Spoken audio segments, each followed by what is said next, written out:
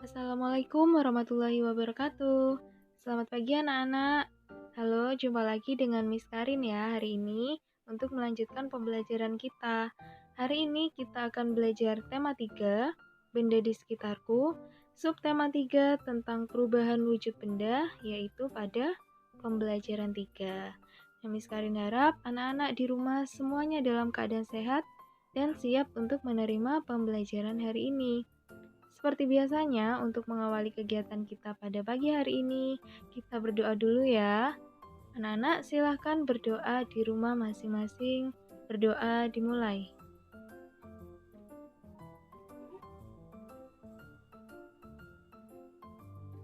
Berdoa selesai? Oke baik, hari ini anak-anak kita belajar tema 3, benda di sekitarku. Kalian sudah bisa menyebutkan ya benda-benda di sekitar kalian, beserta dengan bahan pembuatnya, kemudian wujudnya. Dan hari ini di subtema 3 kita akan belajar tentang perubahan wujud benda. Nah ini kalian perhatikan dulu, ini gambar apa anak-anak? Iya, ada gambar baju yang sedang dijemur. Supaya apa? Supaya kering. Nah, baju yang tadinya basah ketika dijemur di bawah sinar matahari, lama-kelamaan akan mengering ya. Nah, kira-kira airnya itu kemana ya anak-anak? Begitu juga dengan ini. Ini adalah gambar seorang nelayan yang sedang menjemur ikan. Kalian tahu ikan asin ya? Ikan asin itu tadinya basah anak-anak. Kemudian dijemur di bawah sinar matahari, lama-kelamaan akan mengering. Nah, kira-kira airnya kemana? Iya betul, jadi airnya itu menguap dengan bantuan sinar matahari atau panas matahari. Jadi dapat disimpulkan bahwa menguap itu merupakan peristiwa perubahan wujud. Wujud dari cair menjadi gas. Peristiwa ini disebabkan oleh pemanasan. Contoh peristiwa menguap adalah baju basah yang dijemur lama-kelamaan mengering. Air dalam baju menguap karena terkena panas matahari. Nah, jadi anak-anak, baju yang tadi di dalam air yang tadinya di dalam baju itu basah kemudian lama-lama akan mengering. Disebut dengan peristiwa menguap ya, karena terkena panas matahari itu tadi. Oke. Nah, di pembelajaran 1 dan 2 kalian sudah belajar tentang perubahan wujud benda apa? Membeku dan juga mencair.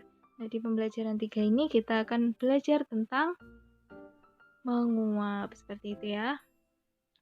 Nah, karena kemarin kalian sudah belajar tentang perubahan wujud benda membeku dan mencair, sekarang hubungkanlah kata yang tersedia dengan arti yang tepat. Nomor 1, membeku. Nah, sekarang kita tarik garis dengan arti yang sesuai. Kira-kira yang mana ya? Membeku adalah iya, perubahan wujud dari cair menjadi padat. Nah, kita tarik garis ya. Contohnya apa anak-anak? Contohnya ketika kita membuat es batu.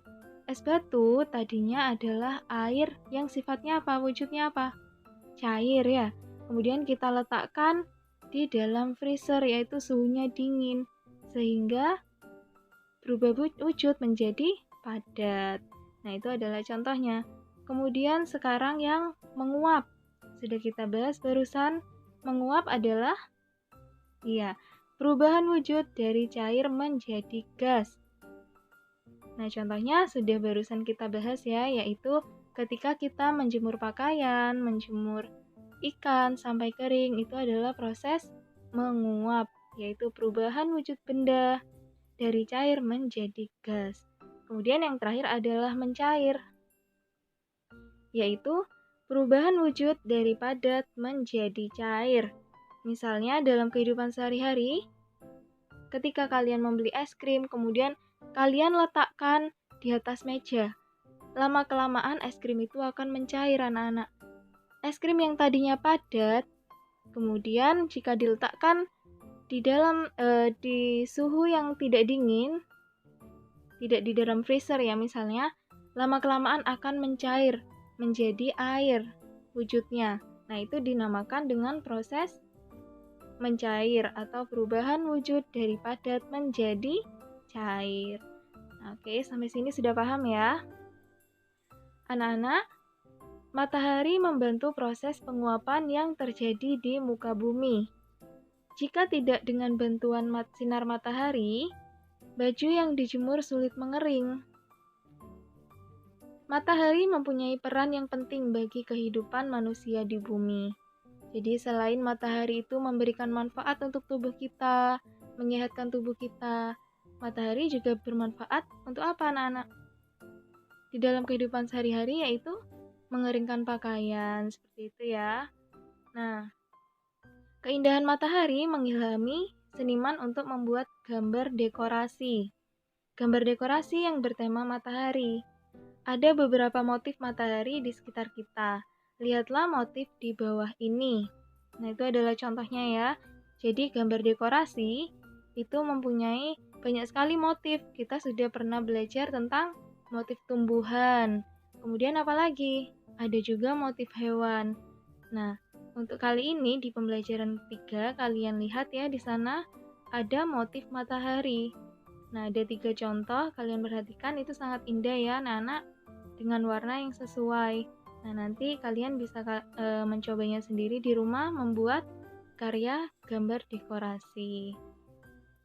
Oke anak-anak, baru saja kita sudah belajar tentang peristiwa perubahan wujud benda, yaitu dari cair menjadi gas atau disebut dengan menguap. Salah satu contohnya adalah ketika proses penjemuran ikan asin. Kalian perhatikan di situ, Dayu membeli ikan asin. Ikan asin ditimbang dengan timbangan. Timbangan menunjukkan berat sebagai berikut.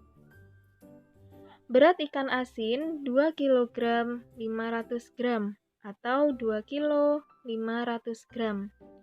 1 kg sama dengan 1000 gram. Berapa gram berat ikan asin yang dibeli Dayu? Nah, bisa kalian lihat di kotak yang berwarna oranye, 1 kg sama dengan 1000 gram. Nah, itu asalnya dari mana anak-anak? Kita bisa menghitungnya menggunakan tangga satuan berat. Nah, ini kemarin sudah dipelajari ya. Kita bahas lagi untuk kalian lebih paham. Diperhatikan di tangga satuan berat ada kilogram, kemudian hektogram, dekagram, gram, desigram, sentigram, dan miligram. Nah, untuk menghitung ketika turun tangga yaitu dikali. Saat naik tangga berarti dibagi. Nah, itu yang harus kalian ingat ya. Sekarang perhatikan, 1 kg sama dengan 1000 gram. Kita buktikan menggunakan tangga satuan berat. Dari kilogram ke gram itu turun atau naik anak-anak? Iya, turun, berarti dikali ya. Kita hitung dari kilogram ke gram turun berapa tangga? 1, 2, 3. Turun 3 tangga berarti dikali 1000 atau ditambahkan 0 3 kali ya. Nolnya ada 3 seperti itu anak-anak. Jadi 1 kg sama dengan 1000 gram. Nah, berarti sudah bisa kita hitung sekarang.